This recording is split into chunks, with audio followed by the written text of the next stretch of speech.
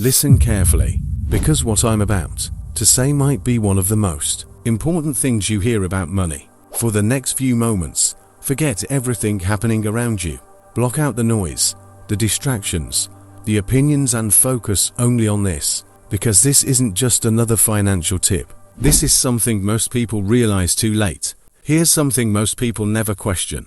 Two individuals start at the exact same point, same city, same age, same income. Both manage to save $5,000.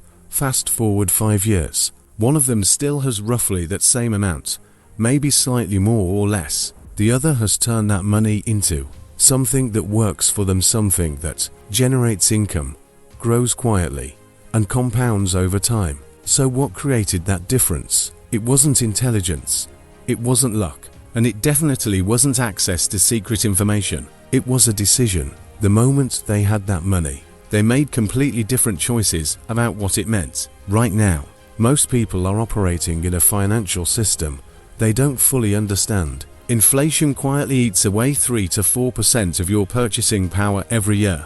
Credit cards charge over 20% interest, and yet millions still treat their savings account like a wealth-building tool. It isn't.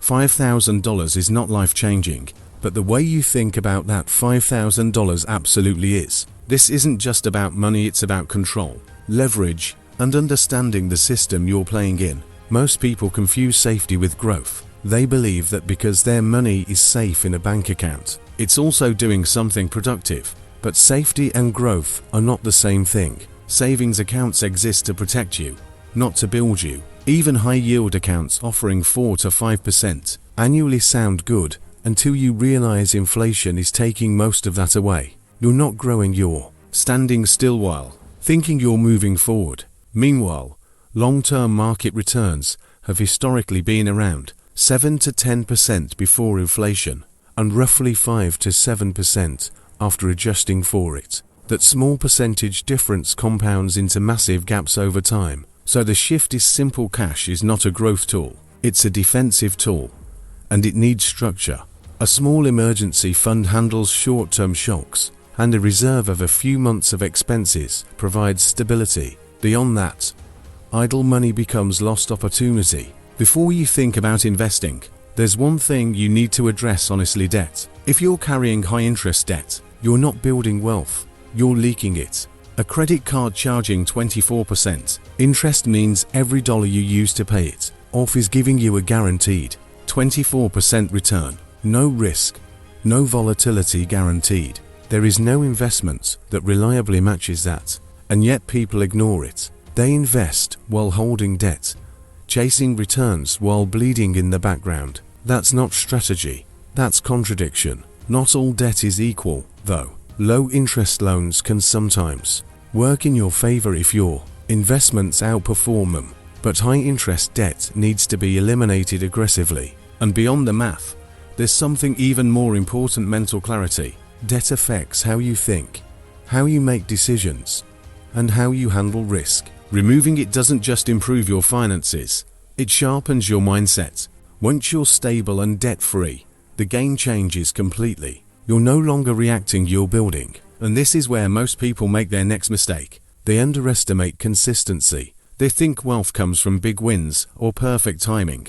But in reality, it comes from repetition. Small actions done consistently over long periods of time. If you invest $5,000 at a 5% real return, it might grow to around $13,000 in 20 years. Not impressive on its own, but add just $100 per month, and suddenly you're looking at over $50,000. Nothing dramatic change, no risky baits, no timing the market, just consistency and time doing the heavy lifting. That's the part most people ignore.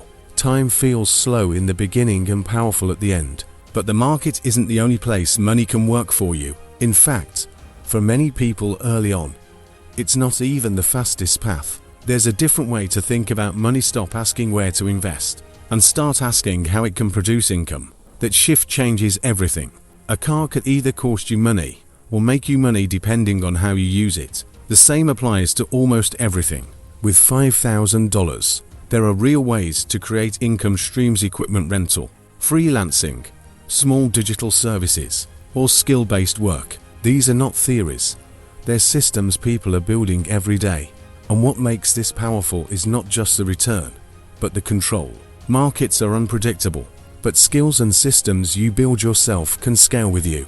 Here's the truth: most people avoid $5,000 is not the solution. It's just the starting point. The real game is building the ability to invest repeatedly over time. That means increasing your income, improving your skills, and raising your savings rate. In the early stages, your savings rate matters more than your income. Someone earning less but investing consistently will outperform someone earning more but spending everything. Over time, that gap becomes massive. And behind all of this is something deeper than strategy: identity. The people who build wealth don't just change what they do, they change how they think. They stop seeing money as something to spend and start seeing it as something to allocate. Your financial life eventually becomes a reflection of your mindset, not your income. Even if you build wealth, you still have to protect it. There are 3 things that destroy people financially: deception, neglect, and impatience. Anything promising high returns with no risk is a trap.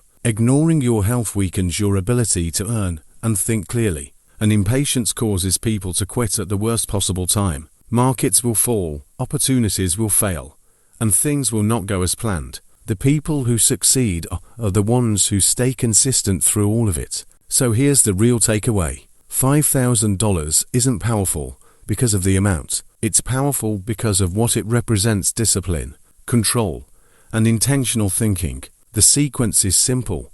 Protect yourself, eliminate financial drag, put your money to work, build income, and protect what you build. This isn't a one-time decision. It's a system. Most people never start because they're waiting for a bigger number. But wealth doesn't begin with a large amount. It begins the moment your money stops being passive and starts being intentional. Sleep Capital, where money stops being a mystery and starts becoming a system.